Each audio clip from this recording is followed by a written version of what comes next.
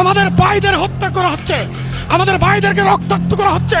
কাঁচা পাকা চুল, প্রথম দেখাতেই বোঝা যায় ছাত্রত্বের গদবাঁধা বয়স পেরিয়ে গিয়েছেন। কিন্তু আবু তৈয়ব হাবিলদার এখনো ঢাকা বিশ্ববিদ্যালয়ের ছাত্র, আর এখন স্বপ্ন দেখছেন ঢাকা বিশ্ববিদ্যালয় ছাত্র সংসদ নির্বাচন ডাকসুতে বিপি পদে নির্বাচিত হওয়ার। তার এ বয়সে প্রার্থিতা ঘোষণায় রীতিমতো হইচই পড়ে গিয়েছে। ডাকসু নির্বাচন সকল ছাত্রছাত্রীর একটা স্বপ্ন থাকে। তো আমরা যে সময়ে ঢাকা বিশ্ববিদ্যালয়ে ভর্তি হয়েছি সে সময় রাজনৈতিক দলগুলো নানা ধরনের ফন্দি ফিকিরের কারণে তারা ডাকসু ইলেকশনগুলো দেয় নাই। এত বছর পরে ডাকসু হচ্ছে, এই যে ডাকসু হচ্ছে, এই ডাকসু হওয়ার জন্য দীর্ঘ আন্দোলন হয়েছে। সে আন্দোলনে আমারও নেতৃত্ব দেওয়ার সুযোগ হয়েছে। সরকার বিরোধী আন্দোলনে আবু তৈয়ব হাবিলদার রীতিমতো ভাইরাল হন তার কাজে। এখন কথা হচ্ছে, আমি কেন ডাকসু প্রার্থী বা আমি কিভাবে ছাত্রত্ব পেলাম। শুনেন, আমি একা ছাত্রত্ব পাইনি।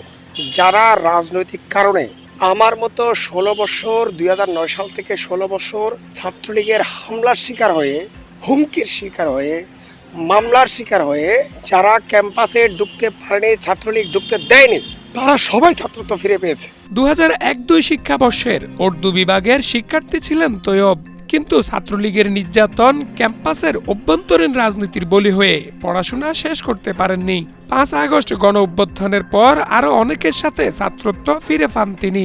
ক্যাম্পাসে ফিরে পড়াশোনার পাশাপাশি এখন তার স্বপ্ন ডাকসুতে শিক্ষার্থীদের অধিকার নিয়ে কাজ করার। ঢাকা বিশ্ববিদ্যালয়ে দীর্ঘদিন ধরে যে সংকটগুলো চলছে, এই সংকটগুলো মোকাবেলায় যে আমার যে অভিজ্ঞতা আছে, সে অভিজ্ঞতাকে আমি কাজে লাগাতে পারবো। যে ছাত্ররা কেন ভোট দেবে, আমি বলবো যে আমার অভিজ্ঞতাকে যদি কাজে লাগাতে চান, শিক্ষার মান উন্নয়নে ঢাকা বিশ্ববিদ্যালয়ে ভালো পরিবেশ তৈরি করা যায়, ঢাকা বিশ্ববিদ্যালয়কে যে বাংলাদেশের একটা শ্রেষ্ঠ প্রতিষ্ঠান, আরও শ্রেষ্ঠ প্রতিষ্ঠান হিসেবে পরিণত করা যায়, সেক্ষেত্রে আমি সহায়তা করতে পারবো, আপনাদেরকে সহযোগিতা করতে পারবো এবং কাজ করতে পারবো। 18-র কোটা সংস্কার আন্দোলন এবং নিরাপদ সড়ক আন্দোলন থেকে শুরু করে 24-এর অভ্যুত্থানে আবু তৈয়ব হাবিলদার ছিলেন সম্মুখ যোদ্ধা।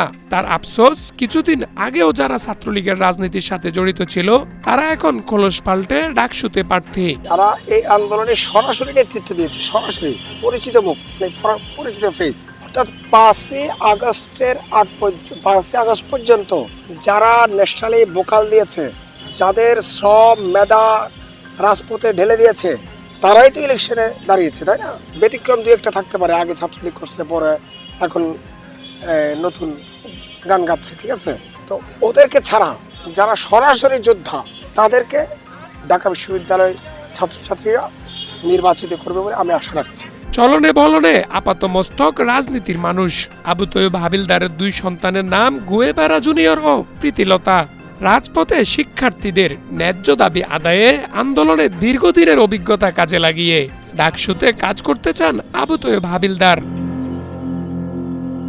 ফারুক মজুমদার, 71, ঢাকা।